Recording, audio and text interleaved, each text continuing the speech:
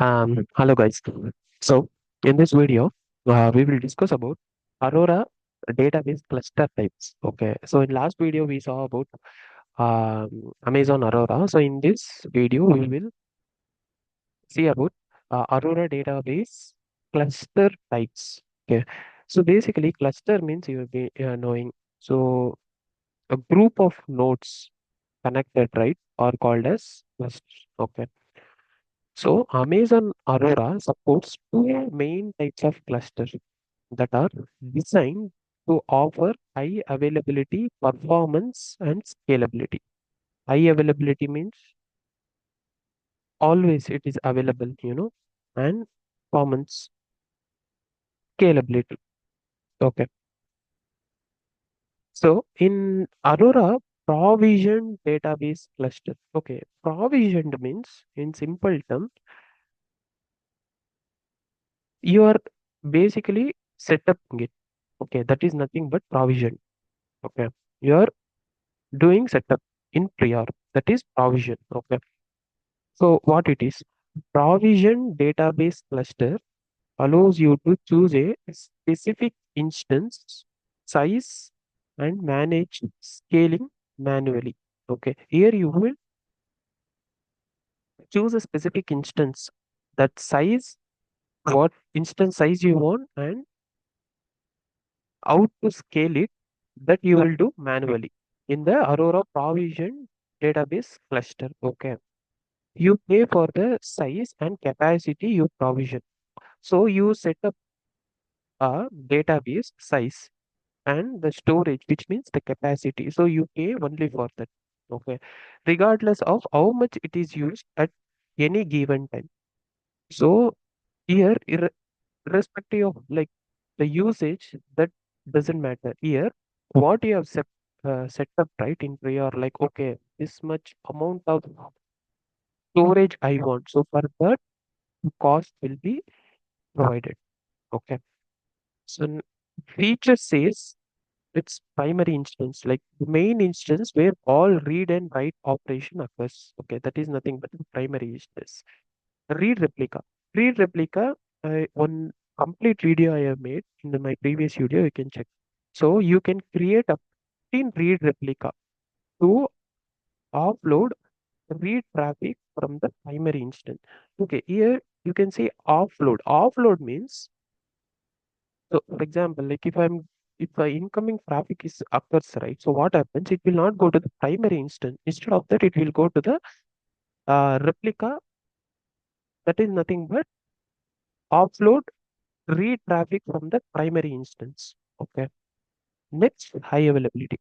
So with the multiple availability zone deployment, data is automatically replicated across multiple availability zone, ensuring high availability. Okay. So these are simple guys. Like use case. Okay. So it's suitable for workload with predictable ready traffic that required fixed capacity. Okay. You know that the application demands this much size, and you know the traffic, how much the workload in prior. Okay. So in that case, you go for Aurora provision database cluster. Okay. So the next cluster is Aurora serverless database cluster. Okay. Here in Aurora serverless is an on-demand auto-scaling configuration that adjusts capacity automatically based on your application needs. Okay. In the provision, what you do in prior, you will set up right. So likewise, in the serverless, it's not like that. Okay. In the serverless, it's automatically it auto scales the configuration. Okay. That will adjust the capacity automatically based on your application needs. For example, okay, for your application, the incoming load is heavy and it require a lot of size. So what happens? It will automatically configure and it will set up it. So here you only pay for the database capacity used when the database is active. So here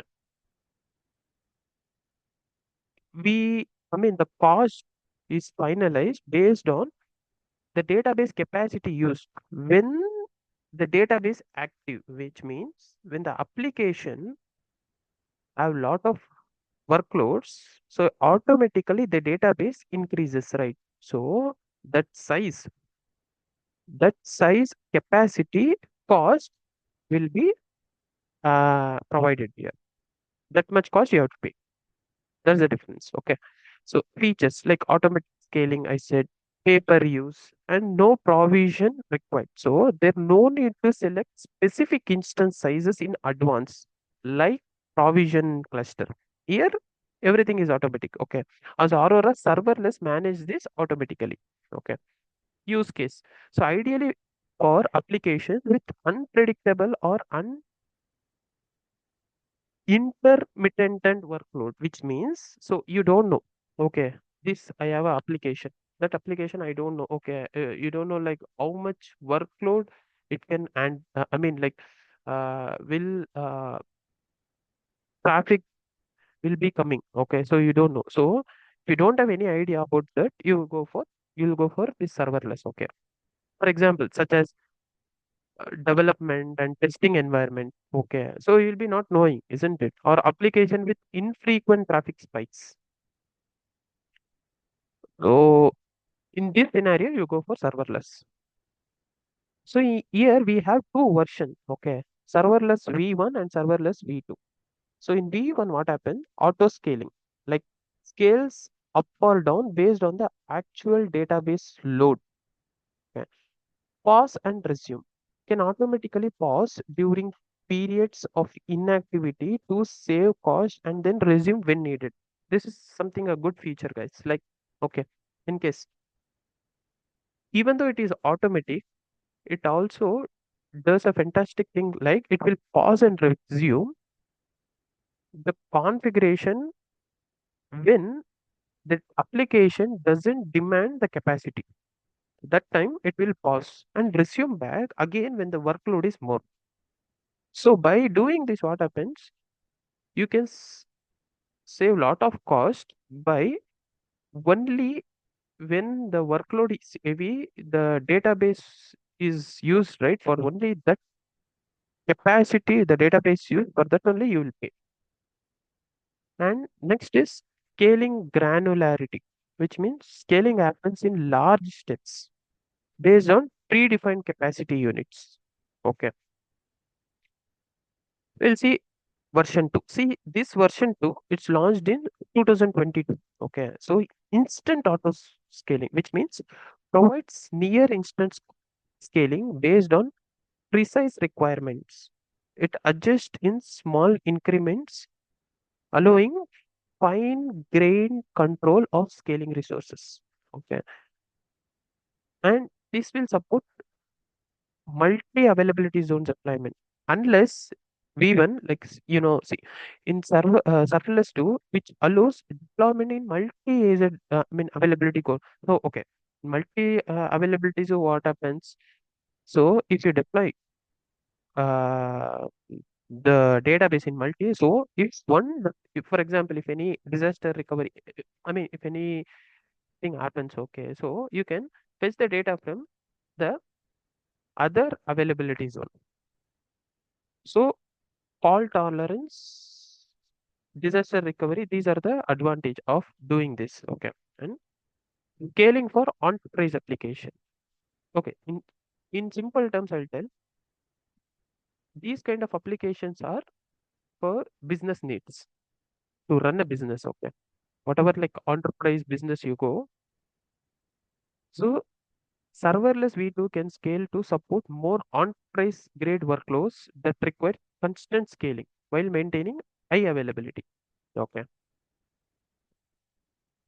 So difference we'll see about the provision and serverless. In provision, you choose specific instance sizes and you are responsible for scaling up or down manually. Okay, it's ideal for workloads with steady and predictable demand. In serverless, it automatically scale based on demand, reducing the need for manual management and allowing more cost efficient use of resources. It's best for unpredictable or variable workloads. Okay. So in summary, Aurora provision database cluster is suitable for application with steady, predictable workloads, and Aurora serverless is perfect for application with variable or unpredictable workloads as it scales automatically to meet the current demand, saving costs when the database is idle. Okay.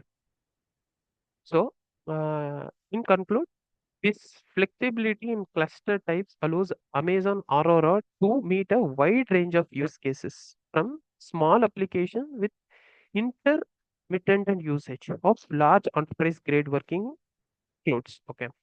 So, which requires constant availability and rapid scaling.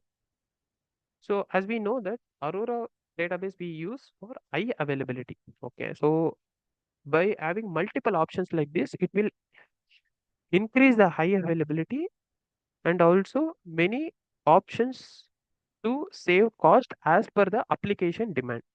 Okay. So this is all about Aurora DB cluster types.